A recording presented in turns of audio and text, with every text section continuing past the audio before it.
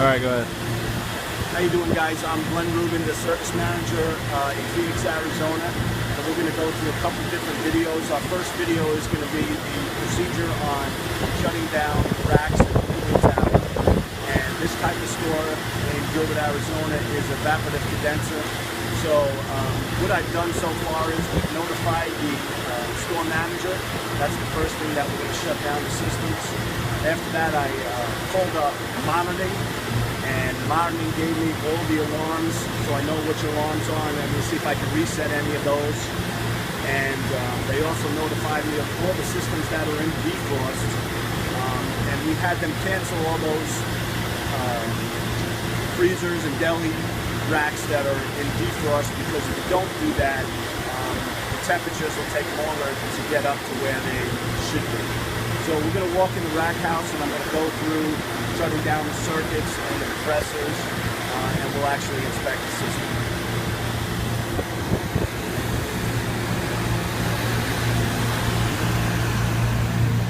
So it'll be loud inside the rack houses, but we need to show you exactly where everything is.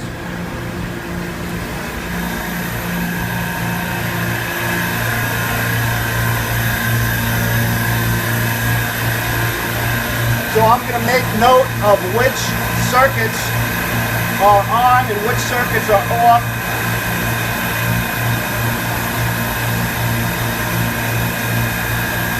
They have a note here that says off on the D12 circuit.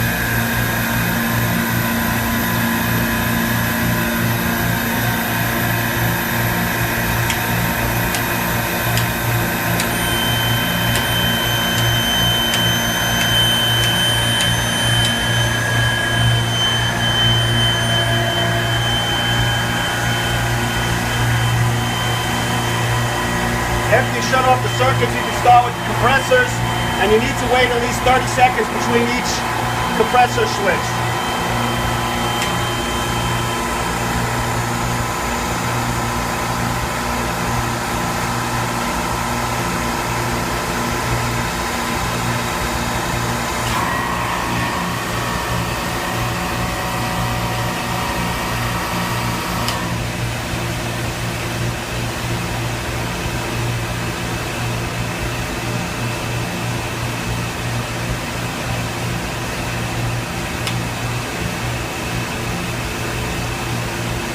There's 4 racks at this store, so we have to do this 4 different times.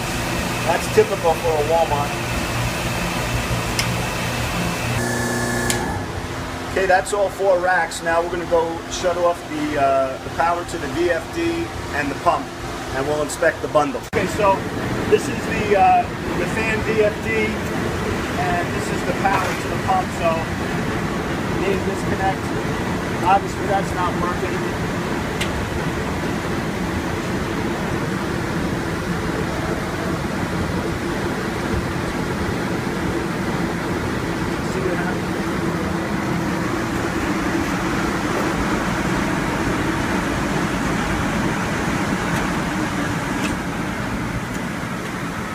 Sometimes you just got to figure it out. Every store is not exactly the same, but that's normal, the power disconnect, but they have it bypassed so you can't use it. So now everything's down, and we can open up the access panels and take a look at the bundle. So you can stop it, and then we'll... Okay, so we turn down the pump, and what happens as soon as the pump goes down is automatically, if you can show the camera up there, this is what they call a discrete system. It's a backup in case they lose power to the pump, and city water is getting pushed in to spray over the evaporative condenser. So I'm just going to go find the makeup line and shut that valve so we can see it, and then we'll bring the camera inside there and show you the bundle. So you want to follow me around to that?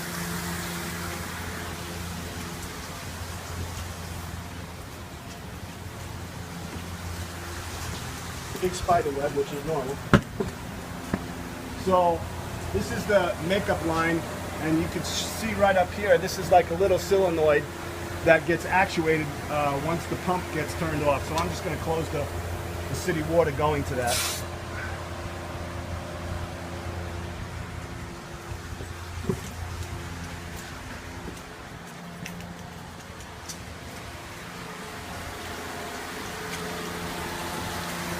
Now you can see that those spray heads stop spraying.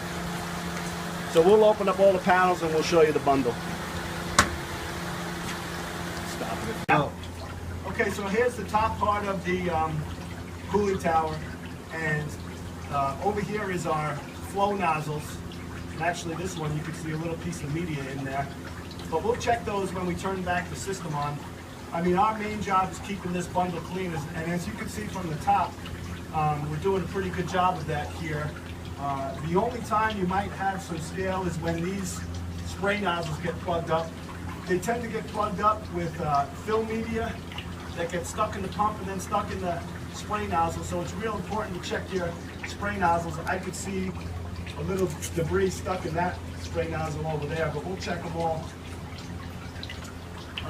Just get a good picture of the bundle, and then we'll go underneath and we'll take a look at that.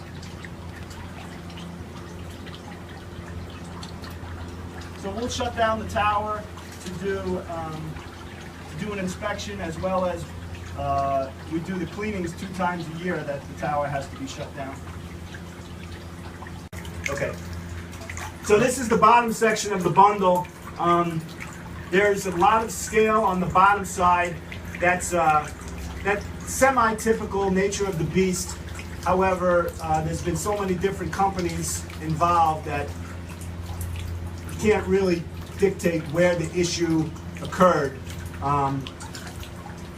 Over there on that side, there's a piece of the bundle hanging down. To me, not knowing the history, that obviously looks like at some point they had some type of leak and they've had to replace that section of the bundle, or tee it off, or U it. And if we were getting high head pressures here, high discharge pressures, then that would warrant us to do a cleaning where we can try and remove some of the scale to get a better heat exchange. But the discharge pressures don't dictate that. So until they do, we leave the system running the way it should, the way it is. Basin's nice and clean, no sediment. But this is typical for the bottom section of the bundle. I mean, we have a lot new stores that are a lot cleaner. This one obviously isn't 100%, but. So here's a picture of all the spray nozzles, and they're pumping pretty good juice, and I don't see any blockage, so we're doing good here. Go ahead. Okay, so we turn the pump back on first, and then the fan. And the fans kick right on. Typically, if you have a VFD, there could be a time delay, so it's real important before you go into the rack house and turn the circuits and the compressor back on is wait till you have the fan come back on, make sure it's working, and then you can go inside. So now we know that this side is good. We're going to go back the same exact way I started. Rack D, C, work our way down, circuits, compressors. Okay, on rack D we made a note that this D12 was off, so I'll flip them all on except for that one.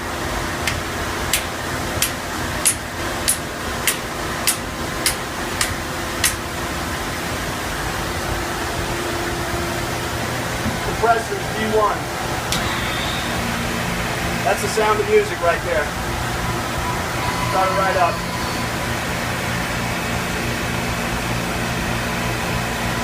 If it doesn't start up, this switch right here, this is the compressor reset, and the green switch over here is the oil reset.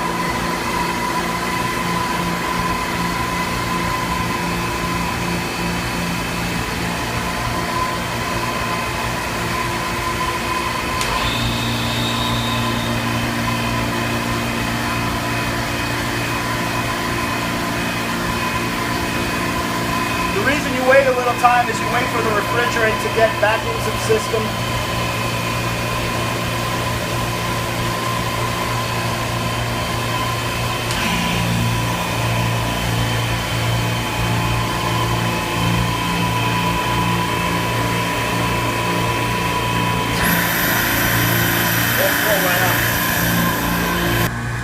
Right now I'm going to show you how you check the discharge pressures on each of the racks through the controller and how you can monitor them from the time that you shut the system down so you get it back online, so you make sure that those temperatures come back in line.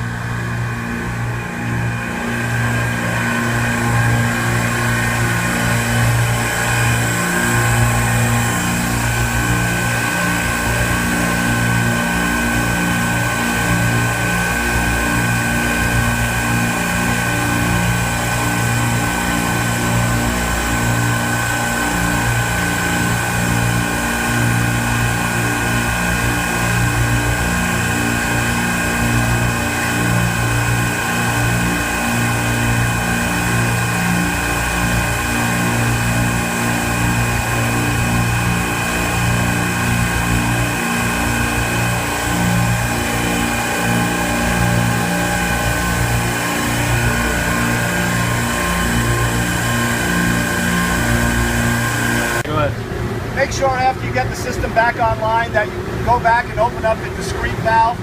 Some stores might have only one valve for a makeup. This one has two, which goes to the tower.